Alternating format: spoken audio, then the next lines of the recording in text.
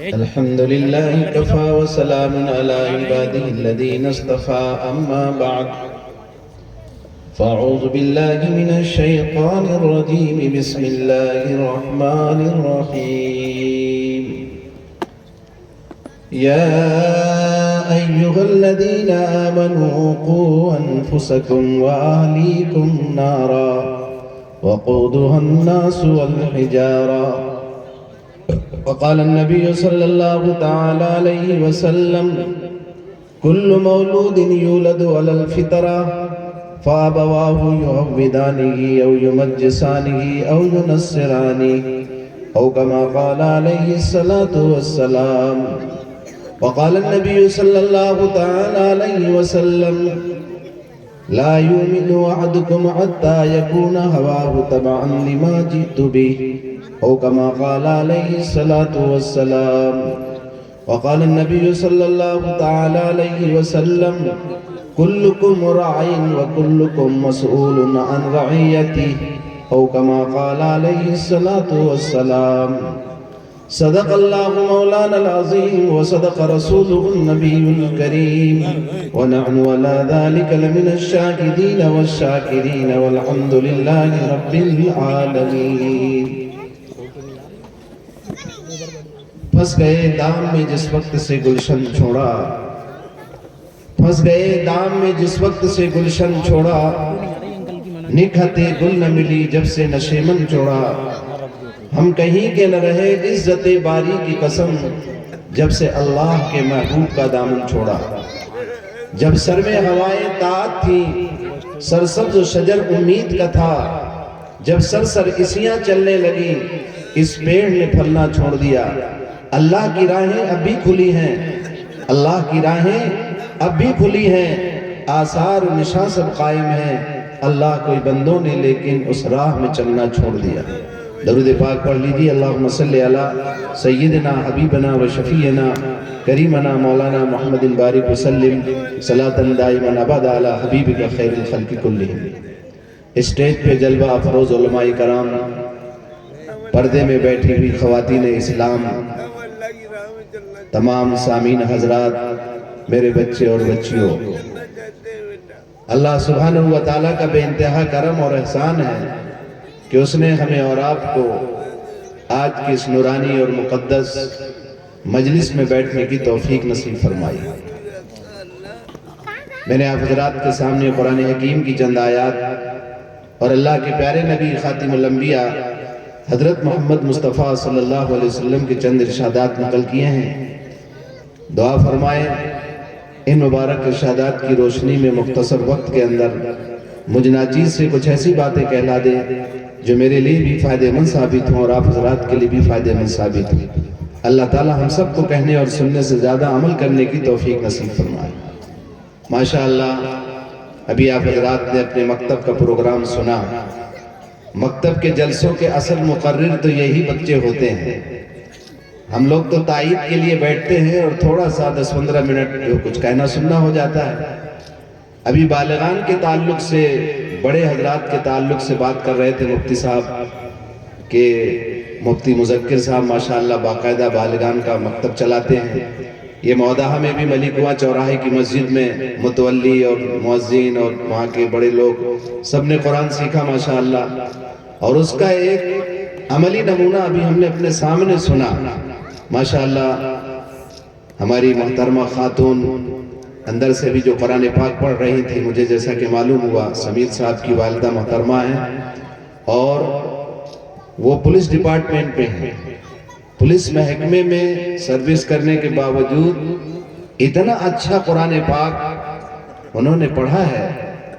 بہت سے حافظ قرآن ہو کر بھی ایسا قرآن نہیں پڑھ پاتا. اللہ تعالیٰ ان کے اس پڑھنے کو بے انتہا قبول فرمائے. وہی میں سمجھ رہا تھا کہ یہ بچیاں ان کی پوتیاں جو پڑھ رہی تھیں تو کچھ نہ کچھ کسی کی تربیت کا اثر دکھ رہا تھا. استاد محترم کی یقیناً محنت ہے، لیکن میرے بھائیوں گھروں کی محنت بھی بہت ضروری ہے.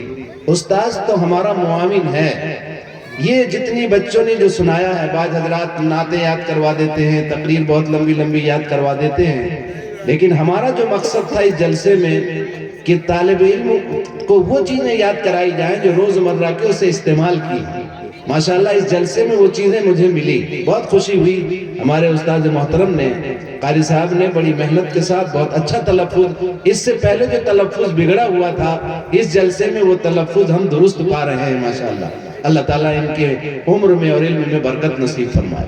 بچوں نے سونے کی دعا، اٹھنے کی دعا، صبح سے شام تک کی زندگی کی جو دعائیں ہیں، جو دعا برائے حفاظت ہے، پیارے آقا صلی اللہ علیہ وسلم نے جو دعائیں بتائی ہیں میرے بھائیوں، یہ ہماری حفاظت کے لیے۔ یہ بات اپنی جگہ پر ہے۔ اللہ نے جس طرح دنیا میں انسانوں کو بنایا ہے، جناتوں کو بھی بنایا ہے۔ وَمَا خَلَقْتُ الْجِنَّ وَالْإِنسَ إِلَّا لِيَعْبُدُونَ۔ اللہ نے خود قرآن میں فرمایا ہے کہ ہم نے انسان اور جنات کو نہیں بنایا مگر اپنی عبادت کے لیے۔ معلوم ہے کہ جنات ہیں، اور دنیا کی انسانوں کے پیدا ہونے سے پہلے اس دنیا میں جنات آباد تھے۔ انسانوں کے پیدا کرنے کے بعد اللہ نے جناتوں کو دور دراز جنگلات میں، سمندروں میں ادھر ادھر بھیج دیا، ختم نہیں کیا، تو آبادیوں میں بھی رہتے ہیں، گزرتے ہیں۔ اس لیے نبی پاک علیہ السلام نے انسانوں کی حفاظت کے لیے روزمرہ کی دعائیں تلقین فرمائی۔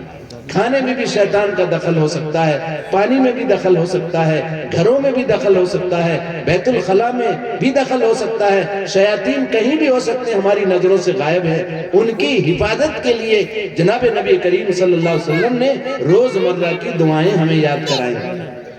ماشاءاللہ یہ بچپن سے جب یاد کر لیں گے تو ہمیں بعد میں پریشانی نہیں ہوگی، ورنہ آپ جانتے ہیں جو لوگ نہیں جانتے ہیں، کچھ سیکھے نہیں ہیں، اور ہمارے اللہ تعالیٰ بھلا فرمائے دعوت تبلیغ کے ساتھیوں کا، وہ خود نکلتے ہیں اور جا کر ان کے پاس لے کے آتے ہیں، ان کا کلمہ صحیح نہیں ہوتا، بار بار محمد الرسول اللہ کہلاتے ہیں، اور محمد یا رسول اللہ کہیں محمد رسول اللہ کہیں آدھا کلمہ نکلتا ہے، کہیں نہیں نکلتا، اچھا تجربہ ہوتا ہے اس کو۔ اچھے اچھے پڑھے لکھے لوگوں کے کلمہ صحیح نہیں ہوتے، دعائے قنوت صحیح نہیں ہوتی، اتحیات صحیح نہیں ہوتی۔ میرے بھائیوں، بزرگوں، دوستوں، جو کہ ہماری دن زندگی میں ہماری ذمہ داری ہے، ایک مسلمان کے لیے ضروری ہے کہ آخرت کے کاموں کے لیے وہ اپنے آپ کو تیار کرے۔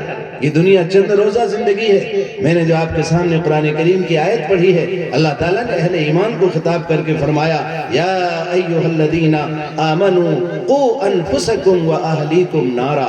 اے ایمان والو، اے میری ذات کو تسلیم کرنے والو، مجھے خالق اور مالک ماننے والو، پوری سرشٹی اور پوری کائنات کا تن تنہا بنانے والا مجھے تسلیم کرنے والو، پوری کائنات کا تن تنہا چلانے والا مجھے تسلیم کرنے والو، اور محمد الرسول اللہ صلی اللہ علیہ وسلم کو اپنا پیغمبر تسلیم کرنے والو، اور محمد صلی اللہ علیہ وسلم نے جو خبریں دی ہے ان تمام خبروں پر یقین رکھنے والو، قبر حشر کی باتوں پر یقین رکھنے والو، قوا انفسکم واہلیکم نارا، اپنے آپ کو اور اپنے بیوی بچوں کو جہنم کی آگ سے بچاؤ۔ تو یہ ہماری آخرت کے لیے ہوتا ہے۔ ہم جو جماعتوں میں نکلتے ہیں، دین کے شعبوں میں جاتے ہیں، علماء کی مجلسوں میں جاتے ہیں، جمعے کے خطبات میں بیان سنتے ہیں، بچوں کے مکاتب قائم کرتے ہیں، یہ ہمارے مذہبی معاملات ہیں۔ ہمیں آخرت کے لیے سیکھنا پڑتا ہے، یہ کوئی سیاسی چیز نہیں ہے ہماری۔ اس لیے ہمارے برادران وطن کو، ہمارے بھائیوں کو بھی بلا کے جلسوں میں بتانا چاہیے کہ یہ ہماری روزمرہ کی زندگی میں جو مکتب قائم کیے ہیں، یہ مکتب کا مقصد کیا ہے؟ یہ ہماری جو ایمان ہے، ہمارا اسلام ہے، مرنے کے بعد آنے والی زندگی پر جو یقین ہے، ہم آخرت پر اپنے آنے والی زندگی کے لیے جو مرنے کے بعد آنے والی زندگی میں کامیاب کرنے کے لیے جو چیزیں ضروری ہیں، وہ چیزیں ہمیں سکھائی جاتی ہیں۔ یہاں تو وہ چیزیں بتائی جاتی ہیں، کوئی دنیا کے معاملے سے اس کا تعلق نہیں ہوتا، آسمان کے اوپر کی اور زمین کے نیچے کی بیچ کی کوئی بات ہوتی ہی نہیں۔ یہ غلط فہمیاں پیدا ہوتی ہیں کہ ارے مدارس، مکاتب اور دعوت و تبلیغ، یہ کیا کام ہو رہا ہے، یہ بوریا بستر لیے کیا پھیلا رہے ہیں؟ یہ غلط فہمی ہے، ہم پھیلا رہے ہیں انسانیت۔ اور ظاہر بات ہے، جو انسان اپنے مالک سے ڈر رہا ہوگا، اپنے خالق سے ڈر رہا ہوگا، ہم سب سے پہلے مکتب میں یہ سکھاتے ہیں کہ اے میرے بچوں، چھوٹے چھوٹے بچوں کو، کہ تمہارا خالق اور مالک کون ہے؟ اللہ۔ پالنے والی ذات کس کی ہے؟ اللہ کی۔ اب جب یہ ذہن میں لے کر وہ پہنچا کہ کرنے دھرنے والی ذات کس کی ہے؟ اللہ کی ہے، کلمے کے ذریعے سے، ایمان مفصل کے ذریعے سے یہ ایمان اس کو سکھایا کہ اچھی بری تقدیر جو بھی ہوتی ہے وہ اللہ کی طرف سے ہوتی ہے۔ اس کا ایمان ہے کہ میرا ایمان اللہ کی ذات پر ہے. اب اس ایمان کے ساتھ پھر وہ ڈاکٹر بنے گا، اس ایمان کے ساتھ وہ انجینئر بنے گا، اس ایمان کے ساتھ جو زندگی کے جس شعبے میں جائے گا تو زندگی میں خدمت کا مزاج ہوگا اس کا.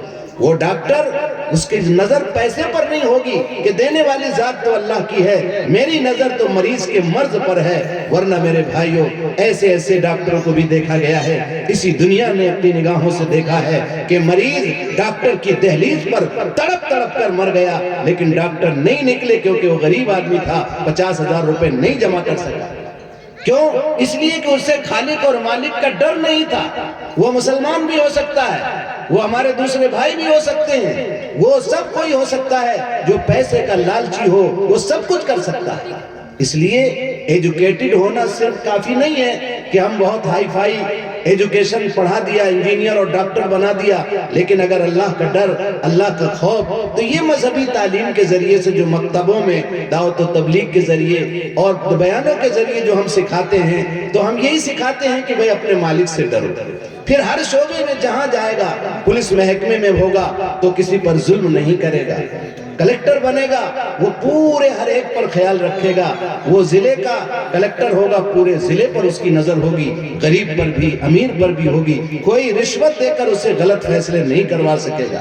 وہ جج بنے گا، جج کی کرسی پر وہ اپنے اوپر جج سمجھنے والا کہ میرا خالق اور میرا مالک مجھے دیکھ رہا ہے. اور وہ مالک جس کو یہ پڑھا دیا جائے گا بچپن میں کہ وہ اللہ جس کو تم اللہ مان رہے ہو، اپنا مالک اور خالق مان رہے ہو، وہ علیم ہے، خبیر ہے، بصیر ہے، سمیع ہے. اور محمد صلی اللہ علیہ وسلم نے مثال دے کر سمجھایا اس کی بصارت کو، اس کے دیکھنے کو، کہ کالی رات ہو، کالا پہاڑ ہو، کالی چینٹی ہو، وہ چل رہی ہو. مثال سے بات سمجھ میں آ جاتی ہے. اگزامپل جب دیا جاتا ہے تو سمجھ میں آ جاتا ہے. حضور پاک علیہ السلام نے مثال دے کر سمجھایا کہ وہ اللہ کیسا دیکھنے والا ہے کہ کالی رات تو ویسے کچھ نہیں دکھتا، اور کالا پہاڑ ہو تو اور کچھ نہ دکھے گا، اور کالی چیٹی چھوٹا سا حصہ تو اور کچھ نہیں دکھے گا، پھر رنگ بھی کالا. تو اللہ نے باریک بھی، یعنی اتنا باریک بھی ہے کہ چینٹی سے بھی چینٹی، چھوٹا جسہ، جانوروں میں سب سے کم چھوٹا سے چھوٹا جسم جو ہے اس کو بھی وہ دیکھنے والا ہے. اور رات کی تاریکیوں میں بھی دیکھنے والا ہے، جہاں کوئی پرندہ پر نہیں مار سکتا. وہ زمین کی گہرائیوں کو بھی واقف ہے، آسمان کی بلندیوں سے بھی واقف ہے. کہیں بھی کوئی چھپ کر کر رہا ہوگا گناہ، وہ مالک اور خالق مجھے دیکھ رہا ہے. اب بتائیے، جو ڈاکٹر یا انجینئر یا جج صاحب بن کر کے گئے ہیں اور جج کی کرسی پر بیٹھے ہیں اور اس کے دل میں یہ تصور ہے کہ میں اس فیصلے کو کر رہا ہوں، میرا مالک مجھے دیکھ رہا ہے. جبکہ شپث بھی دلایا جاتا ہے اسی مالک کے سامنے کہ میں شپث لیتا ہوں کہ سنویدھان کے مطابق میں حق کے فیصلے کے ساتھ قائم رہوں گا، کبھی کسی بنیاد پر غلط فیصلے نہیں کروں گا. پردھان منتری کو بھی دلایا جاتا ہے شپث، وزیر اعلیٰ کو بھی دلایا جاتا ہے، سارے محکمے کے ذمہ داروں کو شپث دلایا جاتا ہے، قسم حلف دلایا جاتا ہے کہ میں حلفیہ کہہ رہا ہوں کہ میں جس چیز کو مانتا ہوں اپنا خالق اور مالک، اس کو سامنے کرتے ہوئے کہ میں سنویدھان کی رکشا کرتے ہوئے میں انصاف قائم کروں گا، ملک کو امن و امان کا گہوارہ بناؤں گا. یہ چیزیں بچپن میں جب پڑھا دی جائیں گی تو اسے اس حلف اور قسم کا خیال ہوگا. ورنہ وہ کسی کو مانتے ہی نہیں تو تم کتنے حلف دلا ڈالو. ادھر حلف دلایا اور ادھر فیصلے غلط شروع. ادھر 2 لاکھ پکڑا دیا کسی نے، غلط فیصلے ہو جاتے. ادھر 4 لاکھ کا آفر آ گیا تو فیصلے بدل گئے، 5 لاکھ کا آ گیا تو فیصلے بدل گئے. ڈاکٹر نے تاریخ کسی کی آپریشن کی دیا، انہوں نے 5 کے بجائے 5.5 دے دیا تو بیچارے کو تیسرے دن کر دیا، اس کو پہلے کر دیا. معلوم کہ تیسرے دن وہ ختم ہی ہو گیا، جبکہ وہ ایمرجنسی تھا. یہ پیسے کی ہوڑ جو چل رہی ہے دنیا میں، اور پیسے کی بنیاد پر انسانوں کا خون ہو رہا ہے، پیسوں کی بنیاد پر انسانوں کو جرائم پر مجبور کیا جا رہا ہے، اور جرائم کر رہے ہیں لوگ کس بنیاد پر؟ کہ اس کے دل میں وہ یقین بچپن میں نہیں بیٹھایا گیا کہ تمہارا خالق، تمہارا مالک وہ اللہ ہے جو تمہاری رات کی تاریکیوں کی تنہائیوں کو دیکھ رہا ہے، تمہاری جلوتوں کو بھی دیکھ رہا ہے، تمہاری خلوتوں کی دیکھ رہا ہے.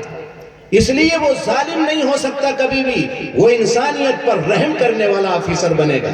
تو ہمارا مقصد یہ نہیں ہے، ہمارے مکتب میں وہ بچے پڑھ رہے ہیں جو ماشاءاللہ کانوینٹ میں پڑھ رہے ہیں، اسکولوں میں جاتے ہیں، کالجوں میں پڑھتے ہیں، اس کے بعد یہ مذہبی تعلیم دی جاتی ہے، اور مذہب کو اس رنگ سے نہیں سکھایا جاتا کہ کسی کی کرٹیسائز، کسی کی مخالفت، کسی کو برا بھلا، بلکہ سب کی سچائی اور سب سے ہمدردی پیدا ہو جائے۔ یہاں حدیثیں پڑھائی جاتی ہیں، خیر الناس من ينفع الناس۔ ابھی بچی نے 20 حدیثیں سنائی، اتقوا دعوت المظلوم 20ویں حدیث بچی نے سنائی تھی ابھی، آپ نے سنا، یہ بچپن میں یاد کیا، مظلوم کی ہائے سے بچو، کیا فرمایا؟ مظلوم کی بددعاؤں سے بچو۔ اسی کو ایک شاعر نے کہا ہے، کبھی یارو کسی مسکین پر تم ظلم مت کرنا، کبھی یارو کسی مسکین پر تم ظلم مت کرنا، درختوں پر بھی ان کی بددعا سے پھل نہیں لگتا۔ یہ ہمارے مکتب میں یہ تعلیم دی جا رہی ہے۔ اس لیے میرے بھائیوں، بزرگوں، دوستوں، مکاتب کو بار بار بولا جا رہا ہے، ہر طرح سے ہر شعبے میں مکتب بہت اہم رول ادا کرتا ہے اس وقت، کیونکہ چھوٹے چھوٹے بچے مکتب لکھنے کی جگہ، بعض حضرات نے مکتب کو یوں سمجھایا ہے کہ مکتب مانے لکھنے کی جگہ، یعنی دل میں نقش کیا جاتا ہے، یہاں توحید نقش کی جاتی ہے، رسالت نقش کی جاتی ہے، آخرت کی خبریں اور باتیں بچپن میں جو چیزیں پڑ جاتی ہیں دماغ میں تو دل و دماغ میں بیٹھ جاتی ہیں۔ آپ نے دیکھا ہوگا اگر دادی اماں، نانی اماں جھوٹی کہانیاں بھی کوئی طوطا مینا کی اور کس کی سنا دیا تو بچوں کے دماغ میں ایسے بیٹھ جاتی ہیں جیسے حقیقی قصہ، حالانکہ فرضی قصے ہوتے ہیں۔ جب فرضی قصے بچپن کے سنائے ہوئے دل و دماغ میں اس طرح بیٹھ جاتے ہیں تو حقیقی قصے، اسی لیے کہا نبیوں کے قصے سناؤ، بزرگوں کے قصے سناؤ، رشی اور منیوں کے قصے سناؤ۔ جب رشی اور منی سندیشٹا، اب زبانیں الگ الگ ہوتی ہیں، بزرگ کہہ لو، رشی منی کہہ لو، سندیشٹا پیغمبر کہہ لو، زبانوں میں فرق ہو جاتا ہے تو آدمی سمجھتا ہے کہ یہ کچھ الگ کہہ رہے ہیں، ہم کچھ الگ کہہ رہے ہیں۔ ایسا نہیں ہے، ہر مذہب کا ایک بنیادی کیندر بندو، ایک مرکزی نقطہ ہے، وہ ہے انسانیت۔ درد دل کے واسطے پیدا کیا انسان کو، درد دل کے واسطے پیدا کیا انسان کو، ورنہ طاعت کے لیے کچھ کم نہ تھے کروبیاں۔ عبادت کے لیے فرشتے بہت تھے، جس سینے میں دھڑکتا ہوا دل نہ ہو، جس کے لیے کوئی پڑوس میں اس کا بھائی کوئی بیمار ہو، کوئی انسان بیمار ہو، چاہے کسی بھی مذہب کا ماننے والا ہو۔ مذہب اور ریلیجن تو یہ دل کی کیفیت کا نام ہے، یہ جبر والا کام تھوڑا ہے کہ نہیں تم یہ مان لو۔ جب تک دل سے کسی چیز کو نہ مانا جائے، جو دھرم ہوتا ہے وہ جبر سے نہیں ہوتا، جو جبر ہوتا ہے وہ دھرم نہیں ہوتا۔ اب دھرم کو آڑ بنا کر لوگ لڑائیاں کراتے ہیں، دھرم والوں کو اکساتے ہیں، یا ہم جیسے آدمی، مولانا نے جو ہے الٹی سیدھی باتیں کر کے اپنے کمیونٹی کو کھڑا کر دیا، دوسرے نے اپنی کمیونٹی کو کھڑا کر دیا۔ یہ لوگ دھرم کو سیاست میں استعمال کرنے بات الگ ہے، ورنہ دھرم کوئی بھی ہے، وہ جو آئے ہیں ریلیجن دھرم، چاہے بگڑی ہوئی شکل ہو یا اصلی شکل ہو، جو بھی ہو، جس کے جو عقیدے ہیں وہ اپنے پاس ہیں، اس بنیاد پر متحد ہونے کو نہیں کہا گیا۔ اسلام نے تو منع کیا ہے کسی کے دھرم کے گرو، دھرم کے گروؤں کو، دھرم کے انویائیوں کو، دھرم کے ماننے والوں کو آپ کو برا کہنے کا کوئی حق نہیں ہے۔ نبی پاک علیہ السلام نے منع فرمایا، قرآن نے منع فرمایا، یہ ہمارے مکتب میں سب سکھایا جاتا ہے۔ یہ غلط فہمیاں دور ہونی چاہیے، ہمارے سب حکمراں کو بھی بتانا چاہیے، اپنے افسران کو بھی بتانا چاہیے، کبھی کبھی ان کو بھی بلانا چاہیے کہ صاحب آئیے، ہم تو مدرسے میں جب جلسہ کرتے ہیں ہم بلاتے ہیں، ایس پی صاحب کو بھی بلاتے ہیں، کبھی کلکٹر صاحب کو بھی بلاتے ہیں، آئیے، آپ کا علاقہ ہے، آپ کے ضلع میں یہ مدرسہ آتا ہے۔ کھنڈوا میں بھی اکثر بلاتے رہتے ہیں ہم لوگ وہاں کے لوگوں کو کہ آئیے، وہاں کے جو ہمارے برادران وطن ہیں، ہندو بھائی پٹیل لوگ ہیں، وہ آتے ہیں ہمارے جلسے میں، آتے ہیں، شرکت کرتے ہیں کہ آپ دیکھیے کہ ہم کیا پڑھا رہے ہیں، یا آپ دیکھیے کہ ہم ان کو کیا بتا رہے ہیں۔ ہم ان کو یہ سکھا رہے ہیں کہ سچ بولو، جھوٹ نہ بولو، سانچ برابر تپ نہیں، جھوٹ برابر پاپ، جا کے ہردے سانچ ہے تاکہ ہردے آپ۔ پہلے ہندی وغیرہ میں یہ سب دوہے پڑھائے جاتے تھے، یہ ساری چیزیں ہم نے پڑھی، 8ویں تک ہندی پڑھی، مجھے معلوم، یہ ساری چیزیں پڑھائی جاتی تھی، اردو زندگیاں پڑھائی جاتی تھی۔ پرسوں یہ اچھے اچھے رشی منیوں کے، پرسوں کے، بڑے بڑے ہر سماج ہر دھرم کے بڑے بڑے گروؤں کے یہ چیزیں پڑھائی جاتی ہیں، ابھی بھی پڑھائی جاتی ہوں گی، پڑھائی جا رہی ہیں، ایسا نہیں ہے، لیکن اب اس پر زیادہ فوکس نہیں ہے۔ یعنی اچھے آچرن آ جائیں، اچھے اخلاق آ جائیں. یہ کب آئے گا؟ مکتب کی تعلیم اچھی ہو. یہ حدیثیں جو سنائی جاتی ہیں، حدیثیں یاد کرائی جاتی ہیں. حضور پاک علیہ السلام کی ایک حدیث سکھائی جاتی ہے مکتب میں. حضور نے 3 مرتبہ فرمایا واللہ لا یومن، واللہ لا یومن، واللہ لا یومن. یہ بچے بچپن میں یاد کر لیں گے. قسم اللہ کی وہ مومن نہیں، وہ مسلمان نہیں. صحابہ نے پوچھا یا رسول اللہ کون؟ حضور نے فرمایا لا یامن جارہ بوائقہ، جس کا پڑوسی اس کے ظلم سے محفوظ نہ ہو. ہم اگر مسلمان ہیں اور ہمارا پڑوسی ہم سے غمزدہ ہے، ہم سے مطمئن نہیں ہے، تو ہم اپنے ایمان کی خیر منائیں. ہمارا پڑوسی چاہے ہندو ہو، مسلمان ہو، سکھ ہو، عیسائی ہو، کوئی بھی ہو. آج تو ہمارا بھائی ہم سے مطمئن نہیں ہے، ہمارا ساتھی ہم سے مطمئن نہیں ہے. ہم ایک ساتھ کام کرنے والے ایک دوسرے سے مطمئن نہیں ہیں.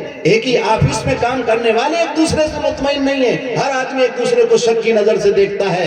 کہاں تو حضور نے فرمایا کہ آپ کے ریلیجن اور آپ کے دھرم کا بھی پڑوسی نہیں ہے، اس کو بھی آپ کی حرکتوں سے مطمئن ہونا چاہیے کہ میرا پڑوسی اتنا اچھا ہے کہ ہم اگر 3 دن کے لیے بھی کہیں چلے جائیں، میرے گھر میں جوان بیٹی ہو، مال ہو، اسباب ہو، سب سرکشت ہے کہ میرا پڑوسی بہت ایمان والا ہے. یہ تعلیم ہم مکتب میں دی جا رہی ہے. ہماری بچیاں، ہمارے بچے، یہ ہمارے استاد محترم یہ سکھاتے ہیں. حضور کی حدیث ایک پڑھائی جاتی ہے خیر الناس من ينفع الناس. یہ آپ سب سمجھیں گے، یہاں حدیثیں اسی لیے پڑھائی جاتی ہیں. حدیث کہتے ہیں بات کو، یعنی پرافٹ محمد صاحب کی واڑی، محمد صاحب کی جو باتیں ہیں ان کو حدیث کہتے ہیں. تو حضور پاک ہمارے نبی جو آخری نبی ہے حضرت محمد مصطفیٰ صلی اللہ علیہ وسلم فرمایا خیر الناس من ينفع الناس. لوگوں میں سب سے بہتر لوگ وہ ہیں جو لوگوں کو فائدہ زیادہ پہنچائیں. یہ کہیں نہیں کہا کہ خیر الناس من ينفع المسلمین، کہ لوگوں میں سب سے بہتر وہ ہے جو مسلمانوں کو فائدہ پہنچائے. تو نہیں ہے، لوگوں کو فائدہ پہنچائے، انسانوں کو فائدہ پہنچائے. اس لیے میرے بھائیوں، بزرگوں، دوستو، آپ حضرات قابل مبارکباد ہیں کہ آپ اپنے مکتب کو منظم کیے ہوئے ہیں. اس لیے ہر بستی میں، ہر محلے میں جہاں 30-35 گھر ہوں وہاں مکتب قائم کریں. جب یہ تعلیم آپ دیں گے، ہمارے برادران وطن آپ سے لڑ کر کے کہیں گے کہ یار مکتب قائم